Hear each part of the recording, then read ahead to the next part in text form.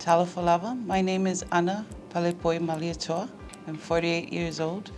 I come from Samoa, and I've had this great opportunity from the Ministry of Health of Samoa to come to Apollo Hospital for surgery to replace my valve in my heart. I'm very grateful for this opportunity that was given to me.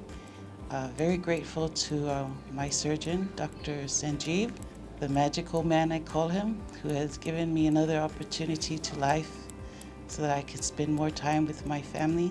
My time here has been a great experience.